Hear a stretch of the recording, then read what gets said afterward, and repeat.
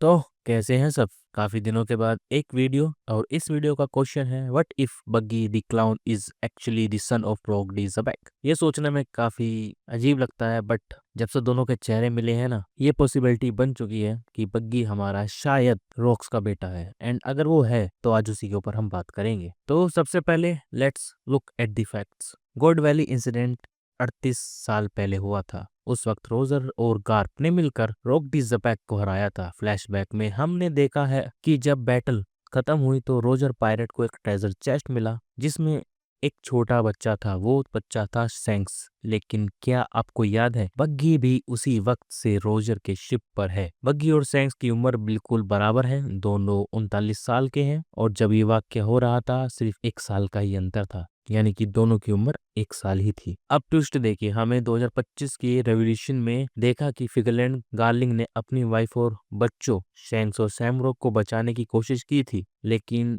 Rocks वहां उन्हें लेने नहीं आया था, बल्कि अपने परिवार को बचाने आया था, क्योंकि उसके परिवार में उसके बीवी और बच्चे नहीं, उसके माँ बाप भी शामिल थे और कुछ रिश्तेदार जो कि डेवी क्लैन से बिलोंग करते हैं। रॉक्स ने हार्लेट से कहा था कि उसका एक बेटा है जिसे उसने गोल्ड वैली पर छुपा रखा है ताकि वो सेफ रहे, और हम सबने सोचा वो बच्चा और कोई नहीं बल्कि टीच है। लेकिन याद रखो, टीच वहां एक स्लेव की तरह था, एक केज में बंद था। एंड रॉक्स ने कहा था कि उसने अपने बच्चे को छुपा के रखा है, और जो रॉक्स की पत्नी थी जो बच्चे के साथ थी, क्या पता असल में वो वहां पर किसी और के बच्चे को बचा रही हो, और रॉक्स ने अपने बेटे को एक ट्रेजर चेस्ट में छुपा दिया हो। और याद कीजिए, बग्गी हमेशा से ट्रेजर के पीछे पागल क्यों रहता है। शायद इसकी यही वजह हो सकती है। एंड अब एक और फैक्ट पर आते हैं, हमारे डेवी लीनिएज के ऊपर। बग्गी का सबसे अजीब फीचर है उसकी रेड नोज। वन पीस में ओडा सेंसे कभी कोई डिजाइन बिना वजह के नहीं बनाते। जब रॉक्स ने अपना असली नाम डेवी डी सूरा बताया तो उसने मेंशन किया कि उसके ancestor legendary pirate Davy Jones था। फोकलेयर में डेवी जोन्स को अक्सर अजीब और सुपरनेचुरल फीचर के साथ दिखाया जाता है। तो क्या ये मुमकिन है कि ये red nose actually Davy lineage का एक जेनेटिक ट्रेट हो, एक ऐसी निशानी जो सिर्फ उन बच्चों में आती है जो उस स्पेसिफिक ब्लड लाइन से होते हैं। वेल,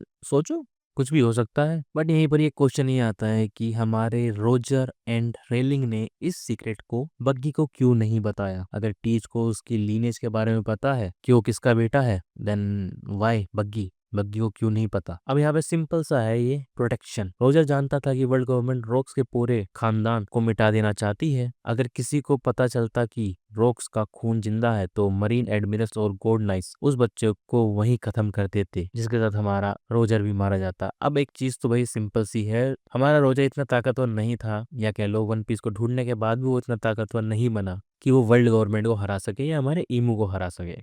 लेकिन वहीं पर ही उसने सैंक्स को रख लिया। क्यों? क्योंकि वो एक सेलेस्टियल ड्रैगन का बेटा था, जो कि उसको एक प्रोटेक्शन प्रोवाइड करता है कि गोल्ड नाइट या फिर वर्ल्ड गवर्नमेंट उन पे डायरेक्टली प्रेशर नहीं बनाएगी। याद रखिए, फिगलैंड गार्लिंग ने अपने बच्चे को बचाने की कोशिश करी थी। एंड याद कीजिए, मरीन फोर्ड में जब बग्गी इतना हंगामा कर रहा था, रेलिंग के चेहरे पर एक मुस्कुराहट थी। वो जानता है कि बग्गी के अंदर वही तबाही मचाने की काबिलियत है जो उसके बाप रॉक्स में थी। Now let's talk about the parallel between Teach and बग्गी।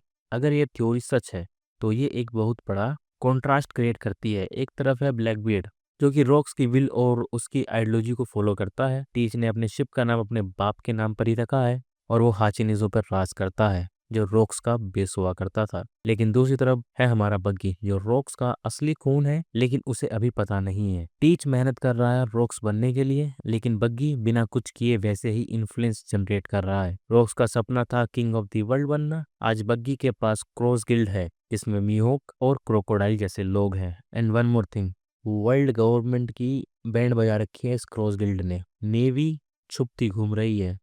बिना कुछ किए इस बंदे ने एक वाइस एडमिरल को मरवा दिया, सोचो।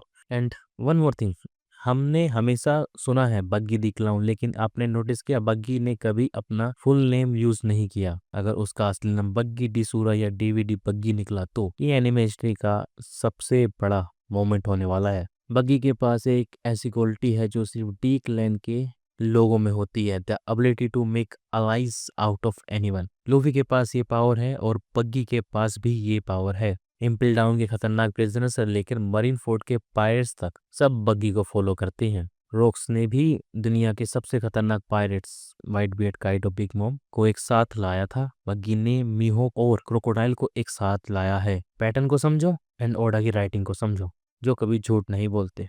एंड जैसे जैसे हम फाइनल स्टेज की तरफ बढ़ रहे हैं, हमें पता है कि गोल्ड वैली का सच पूरी दुनिया के सामने आने वाला है। इमेजिन कीजिए वो सीन जब लूफी, टीच और बग्गी तीनों एक साथ खड़े होंगे। लूफी रिप्रेजेंट करता है जॉय बॉय की लेगेसी को, टीच रिप्रेजेंट करता है रॉक्स की डार्कनेस और उसकी नफरत को, और बग्गी रिप्रेजेंट करता है रॉक्स के उस परिवार को जिसे रॉक्स बचाना चाहता था। एंड ये थ्योरी तो चली रही है, हमारा बग्गी भैया हमारे सैंक्स के बराबर ही है। वो भी हर तरह की हाकी जानता है क्योंकि वो रोजर के क्रू में था। तो ऐसा तो हो नहीं सकता है कि वो एक ऐसा क्लाउन ही वहां पर था। एक बंदे ने लिजिटमेंट फाइटें लड़ी हैं व्हाइट बियर्ड पायरेट के साथ भी। तो ये थ्योरी कैसी लगती है? क्या आपको लगता है कि बग्गी हमारा रॉक्स का बेटा है या नहीं? कमेंट बॉक्स में जरूर बताना। चलो मिलते हैं हम अगली वीडियो में। Thank you for watching.